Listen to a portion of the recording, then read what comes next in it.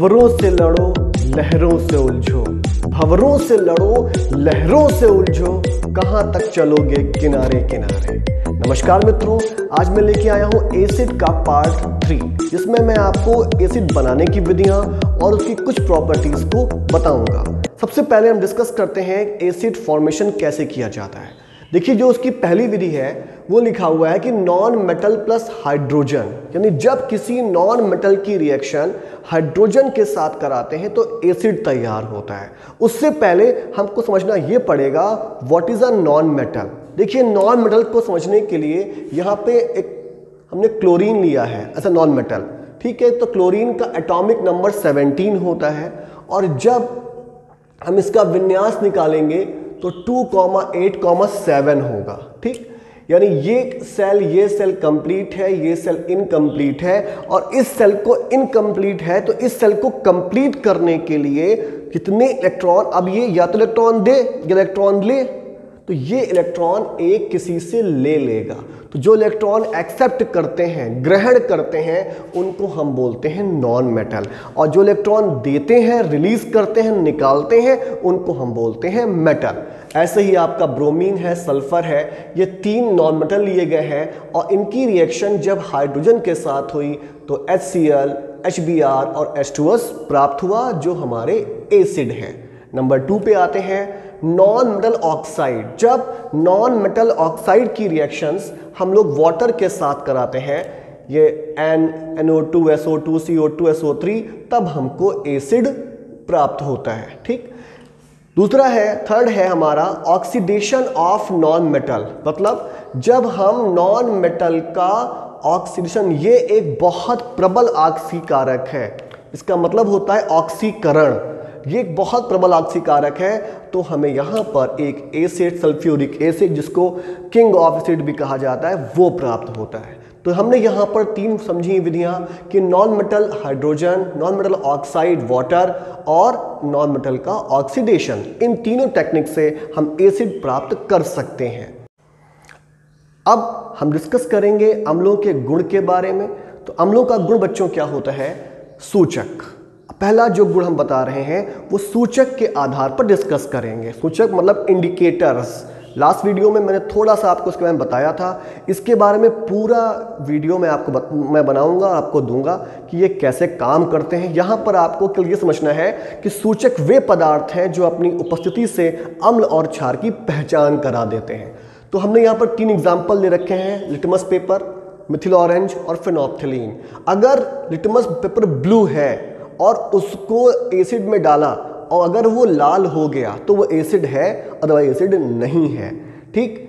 Mithil orange लाल हो जाएगा, phenolphthalein रंगहीन हो जाएगा। यानी ये लोग एसिड में जाकर अगर ये कलर दे रहे हैं तो वो एसिड है, अदरवाइज वो एसिड नहीं है। पीएच, इस पे आते हैं।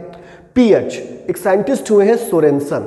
सोरेनसन ने पीएच स्केल के बारे में बताया था। उन्होंने एक स्केल तैयार करी जो 0 से लेकर और 14 तक की स्केल थी, और उसमें हम ये जानते हैं कि जिसकी पीएच वैल्यू 7 से कम आती है वो एसिड है, जिसकी 7 से ज़्यादा आती है वो बेस में पहुंच जाता है, ठीक। लेकिन बच्चों, ये इस पर कुछ न्यूमेरिकल्स भी एग्जाम में आते हैं, जिस पर भी मैं आपको एक वीडियो बनाकर जरूर दूंगा। अगर किसी की 7 आ गई तो जिसकी 7 आती है उसको हम उदासीन बोलते हैं, वो न्यूट्रल हो जाता है। इसको कैसे निकालते हैं? इसके फार्मूला होते हैं pH is equal to -log10 H plus concentrations. ये इसका एक फार्मूला है। इस पर भी न्यूमेरिकल्स आते हैं, और एक और है जिससे हम H प्लस OH माइनस 1 × 10⁻⁻14, इन दोनों पर न्यूमेरिकल बनाकर मैं आपको अगले वीडियो में दूंगा। अब थर्ड पे आते हैं, अम्ल विलयन विद्युत का चालन करते हैं। इसका एक एग्जाम्पल आपके घरों में होता है। आप कमेंट बॉक्स में इसके एग्जाम्पल जो आपके घर में यूज किया जाता है वो मुझे आप सेंड करिएगा। इसका स्वाद आप जानते ही हैं कि खट्टा होता है, ठीक। अब ऊपर आप देख रहे होंगे लिखा हुआ है लिकबा सरकाना मजअल मंजन क्रोफिको निपब एच कु हज अज। अब ये क्या लिखा हुआ, ये हमने कौन सी रामायण यहाँ पे लिख के रखी है? बच्चों देखिए,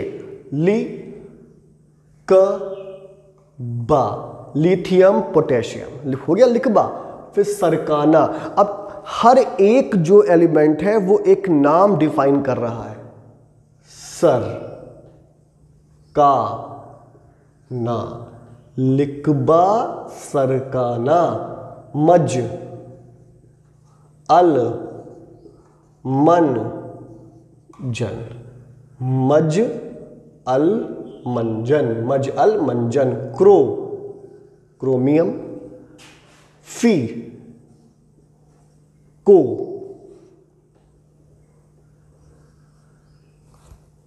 नी पब,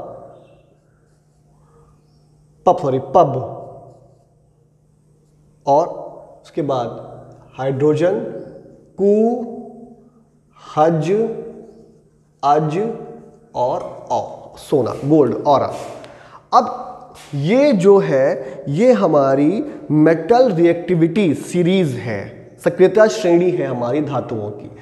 लिकबा सरकाना, मज अलमंजन, क्रोफिको, निपब, कु, हज, अज। अब देखिए जो ये लिखा हुआ है, ये लिखा हुआ है और ये तीन पर आपको फोकस करना है। ये सबसे कम रिएक्टिव होता है, यानी ये मुक्त अवस्था में आपको मिल जाएगा। ठीक, ये बहुत अधिक रिएक्टिव होता है। और जो ये है, यानी जो हाइड्रोजन है, इसके ऊपर के जितने भी एलिमेंट हैं, अगर इनकी रिएक्शन हम एसिड के साथ कराएंगे तो हमको हाइड्रोजन गैस प्राप्त होगी। लिकबा सरकाना, मज अलमंजन, क्रोफिको, निपब, अगर इनकी रिएक्शंस हम कराते हैं एसिड के साथ तो हमको हाइड्रोजन गैस प्राप्त होती है। जो सबसे ऊपर है वो मोर रिएक्टिव होता है। ऐसे नीचे आते आते इनकी जो रिएक्टिविटी है वो कम होती चली जाती है और यहाँ पर आकर लगभग हम ये मुक्त अवस्था में हमको मिलते हैं। यहाँ पर हमको एक बात और समझनी है, जो जितना रिएक्टिव होगा वो उतनी ही संयुक्त अवस्था में पाया जाएगा, किसी के साथ जुड़ा हुआ। और जो ज़्यादा रिएक्टिव नहीं होते हैं वो लोग मुक्त अवस्था में हमको प्राप्त हो जाते हैं। अगले वीडियो में हम लोग आपको कुछ और प्रॉपर्टीज लेकर आपसे बात करेंगे। अगर आपको ये वीडियो पसंद आया हो तो चैनल को लाइक, शेयर एंड सब्सक्राइब करिए। बहुत बहुत धन्यवाद।